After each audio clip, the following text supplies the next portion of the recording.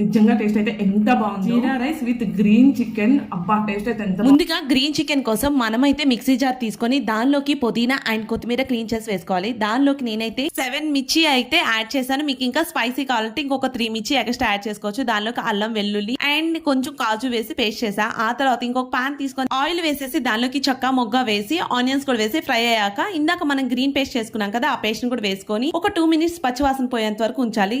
ఆ తర్వాత దానిలోకి గరం మసాలా, ధనియాల పౌడర్ అండ్ జీలకర్ర పౌడర్, పసుపు అండ్ కారం కూడా వేసి బాగా మిక్స్ చేయాలి. మిక్స్ చేసిన తర్వాత దానిలో కొంచెం పెరుగు కూడా వేసేసి బాగా మిక్స్ చేసి ఒక 2 మినిట్స్ ఉంచి ఉప్పులో ఒక హాఫ్ అన్ అవర్ నానబెట్టుకున్న చికెన్ కూడా వేసేసి బాగా మిక్స్ చేసి వాటర్ యాడ్ చేయకుండా మూత పెట్టి ఒక 5 మినిట్స్ ఉంచుకోవాలి. నెక్స్ట్ దానిలోకి ఒక గ్లాస్ వాటర్ పోసి ఇంకా మూత పెట్టేసుకుంటే చక్కగా అయితే మనకి చికెన్ ఉడికిపోతుంది. ఈ లోపు మనకైతే జీరా రైస్ కూడా రెడీ అయిపోయింది. ఫైనల్ గా గ్రీన్ చికెన్ కూడా రెడీ అయిపోయింది. That's today mini vlog. Bye bye. See you in the next mini vlog.